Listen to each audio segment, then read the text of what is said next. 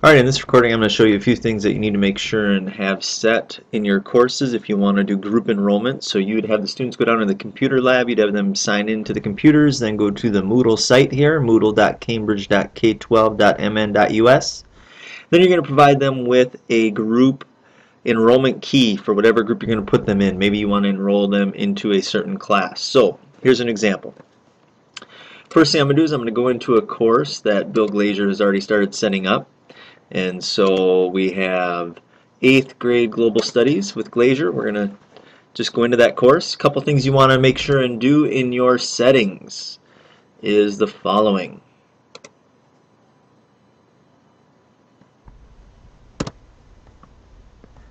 Okay, you have in your settings and under groups you want to have either visible groups or separate groups. Okay. So we'll do separate groups for now. And then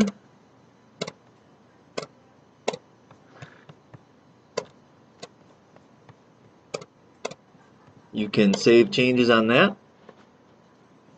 And then once you're done with that, you'll want to go to Users, Enrollment Methods, and then under Self-Enrollment, you'll want to select Settings.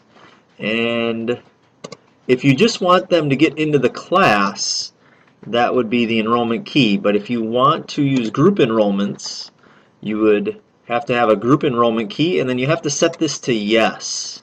So make sure Use Group Enrollment Keys is set to yes. Otherwise, they will not be able to get in. Okay, once that's set to yes, you can save your changes. Alright, and now we want to go to our groups. And we'll notice that Bill has already made some groups in here. Okay, so we've got period 1 does not have any students in it. So if we look at the edit settings, to create a group, by the way, you just go create group. And then we could go say period 8. And then if we wanted an enrollment key for that group, we could create an enrollment key. This one was Glazier 8. Okay. And so then once I create that group, it comes up and I have period 8 there.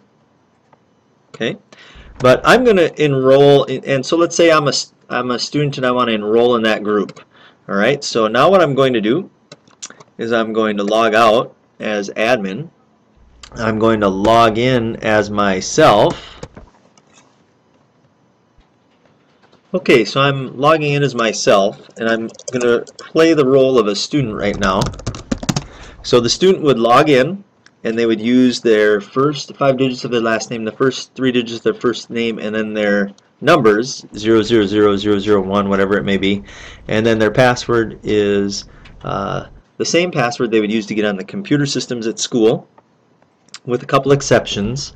They cannot have that start with a 0. Okay, and there cannot be any spaces in their username. So if their username had spaces in it for the computer system here at school, they cannot have that in Moodle. Alright, so now I'm going to go to that class, Bill Glazier's class. I'm going to click to log in. And now if I want to get into period 8, I'm going to put in the password for period 8. And there it is. And I'm going to enroll, and it should put me in the class.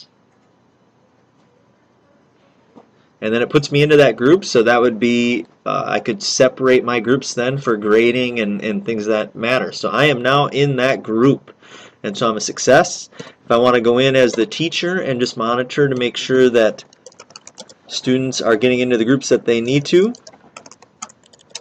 as the teacher I would go in, and then I would just be looking at the groups. Whoops, got to get to the proper course here, I guess. That would help.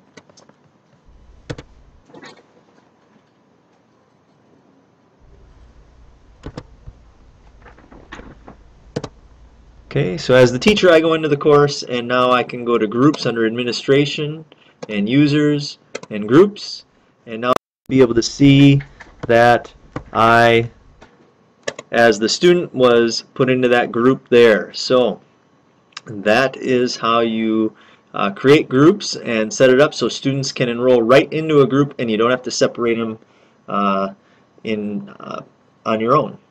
So if you have any questions, let me know. Good luck with that, and take care.